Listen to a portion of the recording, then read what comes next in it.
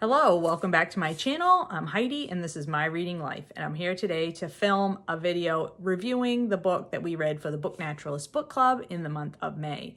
The Book Naturalist Book Club is a book club that I run with Doris from Aldi Books, and we discuss books, nature writing books. And this year is our 5th anniversary of having the book club, and so we're rereading books that have been important to us or we really enjoyed, and we're having a great time doing it. So in May, which is Asian American Pacific Islander Month, or Heritage Month, we read a book in that subject area. So we reread Sea People, The Puzzle of Polynesia by Christina Thompson. This is excellent nonfiction. Christina Thompson is, I believe, her husband is Maori, and she is Australian, I believe. Yeah, she's a dual citizen of the United States and Australia. And she and her family traveled around Polynesia quite extensively, and it really engaged her curiosity about the Polynesians as a culture, and she wanted to know more. And so this book explores basically, where did the people of Polynesia come from? How did they colonize these islands in the remote Pacific? How did they get there? Where did they come from? What are their antecedents and all that kind of stuff? So she takes us through the early days of European exploration and first contact with these islands.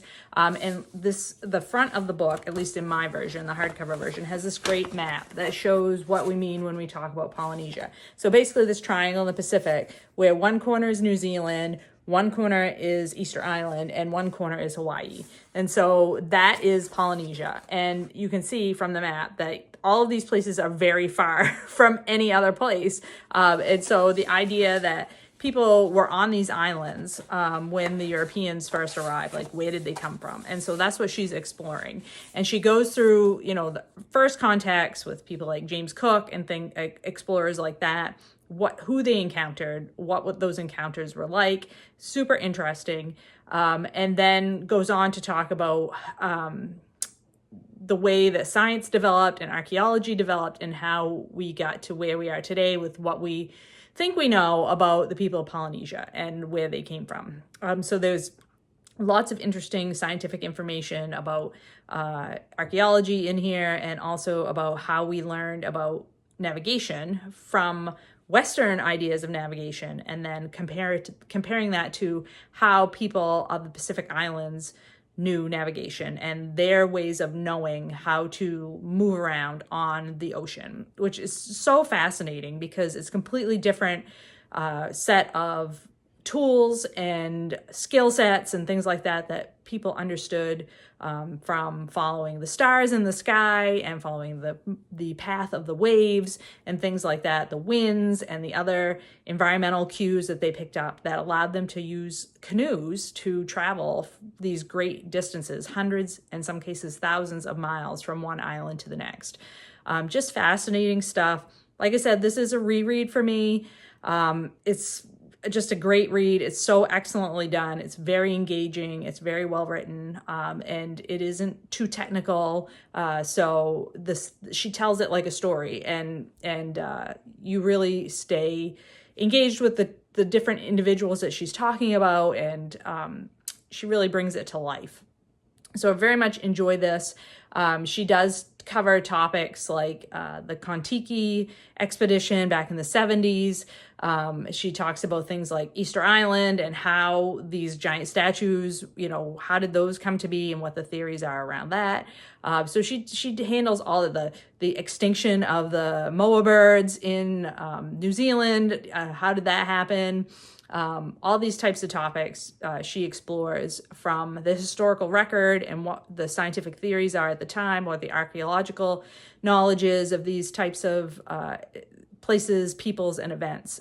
Very, very fascinating. And it really makes you think about your Western point of view about these things, and why we assume that the Western way of thinking about how things are done is the default, rather than just one set of possibilities. I think she does a fantastic job of that.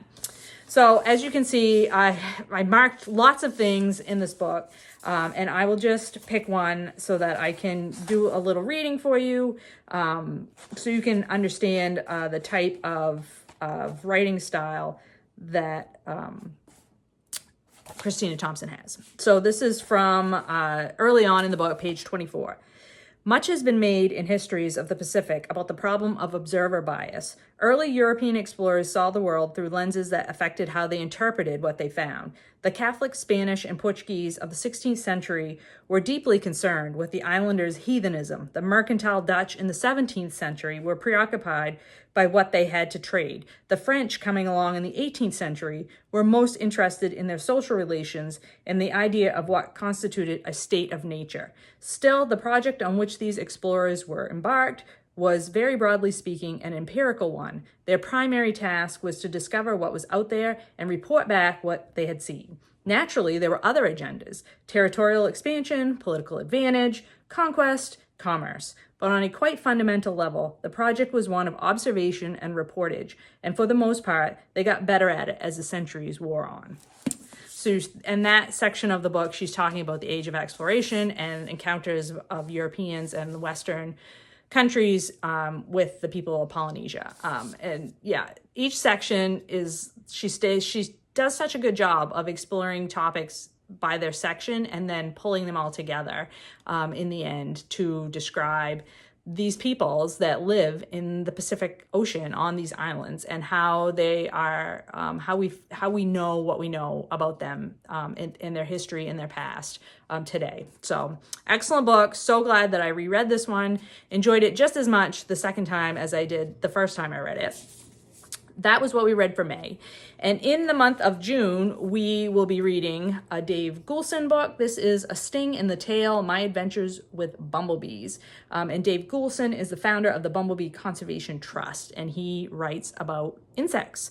I have read one other book by Dave Ghoulson, but I have not read this one. So this is one of Doris's favorite books, and I hadn't yet read it. I read his other book, which I don't remember the name of off the top of my head, but one of his more recent publications, and really enjoyed it. So I'm very excited to check this one out and to read more about bumblebees, which are awesome creatures.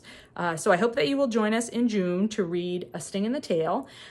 If you did read Sea People, let me know down in the comment section below what you thought of it. If it worked for you or didn't, I'd love to hear all about it.